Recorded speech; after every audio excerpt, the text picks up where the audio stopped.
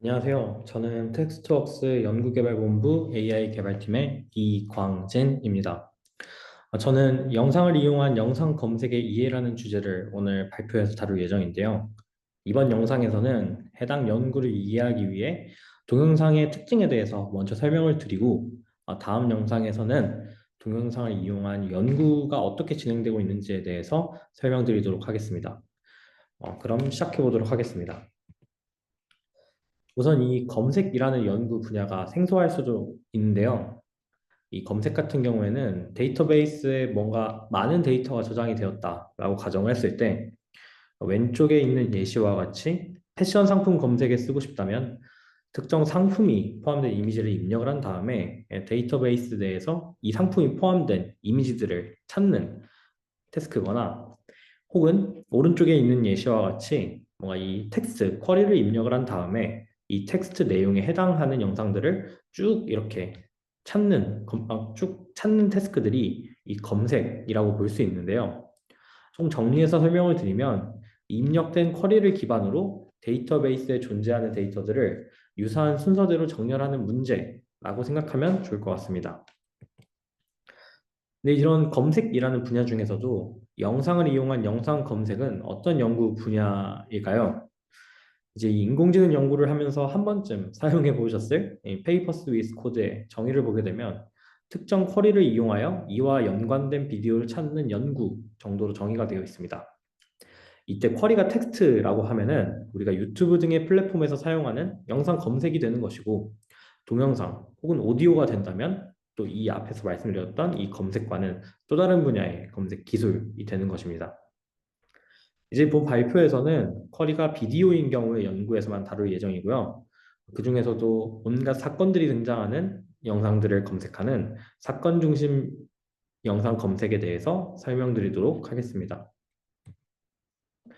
그럼 이런 본격적으로 이 분야에 대해서 설명을 드리기 전에, 이 비디오라는 것이 어떤 특징을 가지고 있기 때문에 이런 연구들이 진행이 되고 있는지에 대해서 먼저 설명드리도록 하겠습니다. 비디오와 이미지를 가장 큰 차이가 있다라고 볼 수 있는 부분들 중 하나가 이 비디오는 프레임들의 연속적인 집합이라는 부분입니다. 예시에서 보는 것과 같이 뭔가 이 이미지 데이터셋들이 어떻게 구성이 되어 있는지를 살펴보게 되면, 뭔가 일반적으로 이 특정 객체를 촬영하여 단일 이미지 형태로 구성이 되어 있는 경우가 많습니다. 예시 같은 경우에는 뭐 스핑크스라고 하면은 스핑크스만 잘 찍어서 촬영이 되었거나, 뭐 패션 데이터셋이면 특정 옷만 잘 나오게 촬영을 하고, 물건 같은 경우도 물건만 잘 나오게 촬영을 하는 식으로 구성이 되어 있는데요. 이와 반대로 이 비디오 데이터셋 같은 경우에는 일반적으로는 사람의 행동과 같이 연속적인 무언가를 다루는 경우가 많습니다. 예시 같은 경우에는 뭐 머리를 하고 있는 영상이나 아니면 바이올린을 치는 영상, 아니면 뭔가 이 운동과 같이 뭔가 이 연속적인 정보를 봤을 때 변화량이 큰 그런 것들이 이제 비디오 데이터셋으로 보통 구성이 되어 있습니다. 그러면은 둘의 가장 큰 차이, 연속적인 정보라고 하는 건데, 이 연속적인 정보, 시간축이라고 부르는 이 연속적인 정보가 추가되면 어떤 차이점이 생길까요? 바로 단일 이미지에서는 알기 어려운 정보들을 파악할 수 있다는 장점이 생깁니다. 단순한 예시로 이 영상이 보이는 것과 같이 A와 B 두 영상이 만약 연속적인 정보가 없는 이미지 형태로 주어졌다고 가정을 해봅시다. 만약에 그런 식으로 주어졌다면 우리가 러닝, 조깅, 워킹과 같이 뭔가 이런 속도에 따른 미묘한 차이를 구분할 수 있었을까 고민을 해보면 좋을 것 같은데요. 정답을 말씀드리자면 사실 그것까지는 파악하기 어렵다가 정답입니다. 하지만 연속적인 정보가 있는 상태의 비디오에서는 이 이전 행동의 이전 행동과 지금 행동, 그리고 이 다음 행동에 따른 변화량을 알 수 있기 때문에 연속적인 정보가 주어지는 비디오에서는 러닝, 조깅, 워킹과 같이 미묘한 차이를 구분할 수 있게 됩니다. 이제 제가 예시로 설명드린 것 같은 경우에는 사람의 행동과 관련된 정보량을 좀 더 많이 확보할 수 있다라는 라고 설명을 드렸지만, 일반적으로 이제 프레임 같은 경우에는 이미지 한 장, 이지만 비디오 같은 경우는 이 프레임들이 수많이 모여서 더 많은 정보를 가지고 있기 때문에 꼭 사람의 행동이 아니고 뭔가 이 다른 분야에서 적용을 하더라도 더 많은 정보량을 보유한다는 점에서 큰 장점을 가지고 있습니다. 이렇게 연속적인 정보를 담고 있다는 특징을 가지고 있기 때문에 비디오 같은 경우에는 계층적인 레벨로 분류가 가능한데요. 분류 기준은 뭐 연구에 따라서 다를 수 있고 연구가 좀 더 수행이 됨에 따라서 변화하고는 있습니다. 하지만 기본적으로는 이 비디오의 뭔가 이 최소 분류 단위라고 불리는 이 프레임 한 장부터 시작을 해서 시각적으로 유사한 프레임들끼리를 묶었을 때 단위를 샷, 그리고 이 시각적으로 유사한 샷 단위의 영상들을 또 모아서 뭔가 이 최소 의미론적 단위를 구성할 수 있었을 때 최소 단위를 씬, 그리고 이 씬들이 모여서 비디오라는 식으로 기본적으로 특정 뭔가 이 비디오에 대해서 의미론적 단위와 시각론적 단위로 뭔가 분류가 진행되고 있다라고만 이해해 주시면 좋을 것 같습니다. 이제 앞서 설명드렸던 분류 기준에 따라서 의미론적, 즉 이 영상의 주제가 몇 개 등장하는지를 정의를 할 수가 있는데요. 이미지를 이용한 연구를 수행할 때도 일반적으로 다루고자 하는 객체가 잘 드러나게 촬영된 이미지 같은 경우에는 학습 난이도가 조금 낮은 편입니다.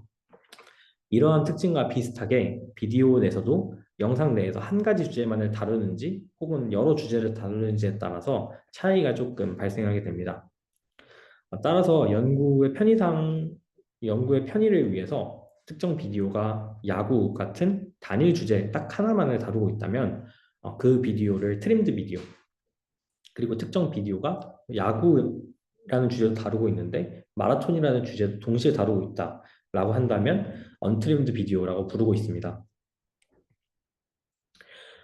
이제 본 영상에서 주로 이제 다룰 사건 중심 영상 검색에서도 언트림드 비디오로 구성된 영상들을 검색에 활용을 하고 있는데요.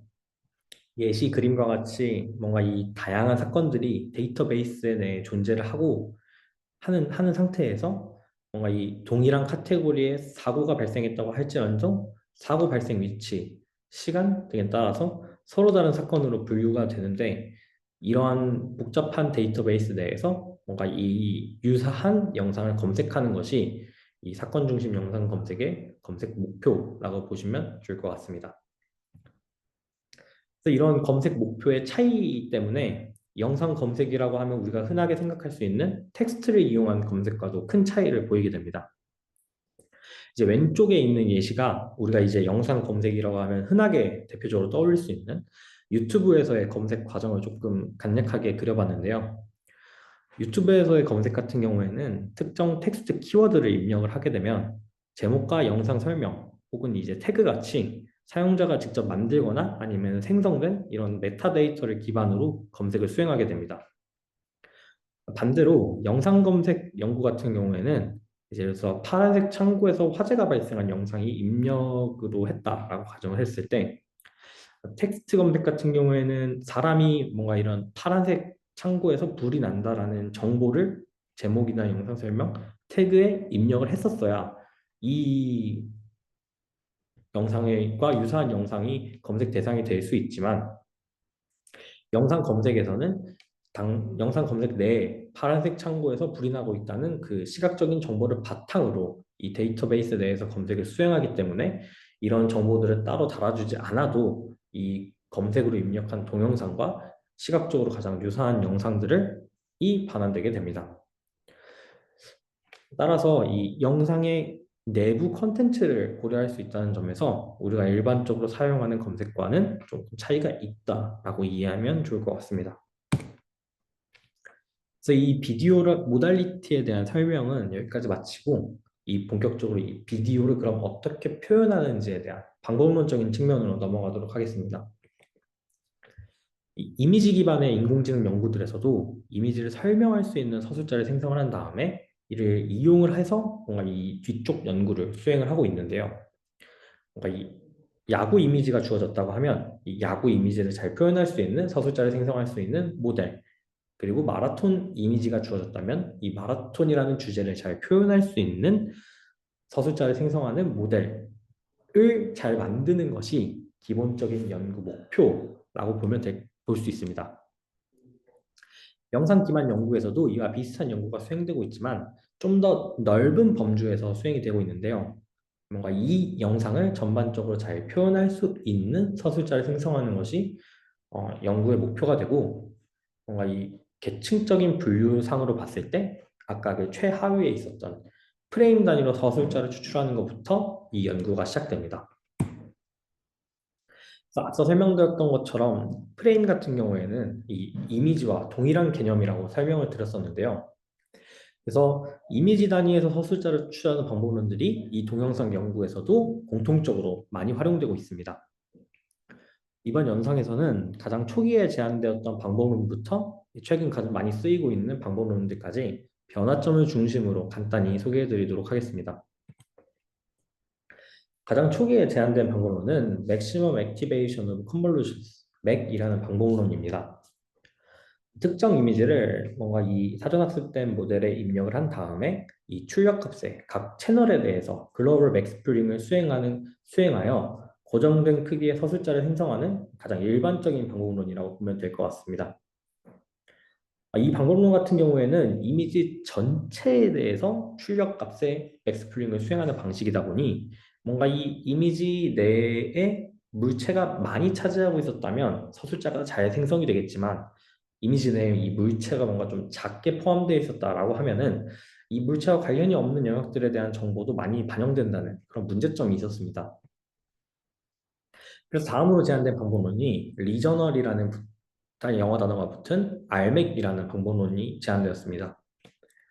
이제 이 앞서서 기존의 맥 방식 같은 경우가 이 이미지 전체에 대해서 글로벌 맥스프링을 했다고 한다면, 이 RMAC이라는 방법론에서는 리퀴드 그리드라는 개념을 활용을 해서 이 그리드라는 단위로 맥피처를 추출하게 됩니다. 그래서 이 리퀴드 그리드의 개념은 지금 설명드리는 그림과 같은데요. 예시와 같이 뭔가 이 야구장에서의 사진이 주어졌다라고 가정을 하면은 이 이미지에서 정말 중요한 영역은 야구 타자 그리고 포수 정도가 이 주제와 관련이 있는 영역일 것 같습니다. 만약 이미지 전체에서 서술자가 추출된다고 가정을 해보면 이런 뒤에 있는 이 잔디 같은 부분 같은 경우에서도 서술자가 추출되게 되는데, 사실은 이런 부분들 같은 경우에는 이 축구에서도 잔디가 똑같이 존재할 수도 있고 다른 이미지에서도 똑같이 존재를 할 수 있기 때문에 사실 그렇게 중요한 부분이라고 보기는 어렵습니다.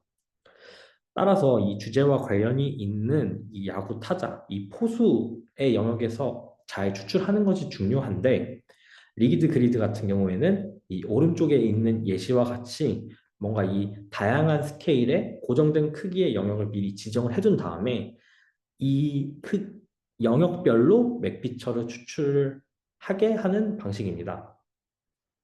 이런 과정을 거치게 되면은 뭐 일부 영역일지라 할지언정 이 특정 이 그리드 같은 경우는 중요 영역이 많이 포함되게 되는데, 이러한 과정을 통해서 뭔가 이 중요 영역이 많이 포함되어 있는 그리드들의 확률을 높여서 이 마지막에 알맹 피처를 생성을 했을 때 뭔가 이 주제와 관련 있는 부분 영역 정보들이 많이 추출되도록 유도하는 그런 서술자 추출 방법론이라고 보면 될 것 같습니다.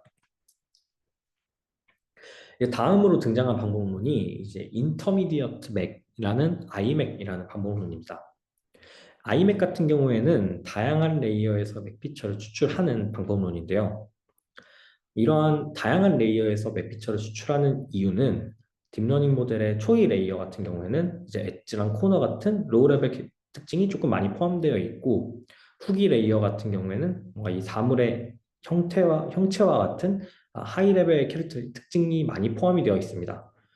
그래서 뭔가 이 시각적인 특징에서부터 시멘틱한 특징까지 뭔가 이 다양한 정보들을 한 번에 활용을 해서 서로 다른 정보를 가진 맥 피처들을 최종적으로 생성하는 것을 목표로 하는데요. 이러한 과정들을 통해서 뭔가 이 서술자가 가지고 있는 정보의 양을 늘려서 보다 표현력이 좋은 서술자를 생성하는 방법론이라고 보면 좋을 것 같습니다. 그리고 마지막으로 이제 가장 최근 많이 사용하고 있는 이제 LNI 맥이라는 방법론입니다. 이제 해당 방법론 같은 경우에는 이제 아이맥과 유사하게 이제 중간 레이어에서의 알맥 피처를 추출해주고 이때 이 알맥 피처를 추출하는 영역의 크기를 알맥과는 살짝 다르게 이 피처 맵에서 n 곱하기 n의 영역을 지정하고 이 영역에서 알맥 피처를 추출하는 방법론을 채택하고 있습니다. 그러니까 어떻게 보면은 리기드 그리드가 뭔가 이 고정된 여러 개의 피처를 썼다고 하면은 여기서는 3 곱하기 3의 리기드 그리드 영역을 지정을 해줬다라고 보면 좋을 것 같은데요. 이런 그 아이맥의 추출 방식과 알맥의 추출 방식을 결합을 해서 레이어들 사이에 뭔가 이 다양한 정보들을 반영을 하면서도 이 공간적인 정보까지 살린 표현력이 좋은 서술자를 추출하는 것이 목표인 방법론이라고 보면 좋을 것 같습니다. 그래서 지금까지 특정 프레임에서 서술자를 생성하는 방법론에 대해서 설명드렸습니다. 이 서술자 생성 방법론들이 이미지에서 적용되던 방법론들이기 때문에 비디오에서 이 방법론들을 활용하기 위해서는 프레임의 개수만큼 반복 적용할 필요가 있습니다. 이제 오늘 발표에서는 프레임 단위로 서술자를 추출하는 방법론들을 중심으로 소개해드렸지만 최근 연구 같은 경우에는 시간축 정보를 잘 활용할 수 있는 3D 컨볼루션을 연산을 활용해서 다수의 프레임을 한 번에 서술자로 생성할 수도 있고 서술자를 생성하는 방식 자체는 여러 가지가 있을 수도 있다라고 알고 넘어가면 좋을 것 같습니다. 그래서 여기까지 동영상을 이해하기 위해서 동영상이라는 모달리티에 대한 간략한 설명과 그리고 이 동영상이라는 모달리티에서 서술자가 어떻게 추출되는지에 대해서 설명을 드렸습니다. 다음 영상에서는 이렇게 추출된 서술자를 활용해서 비디오 검색 연구가 어떻게 진행되는지에 대해서 설명드리도록 하겠습니다.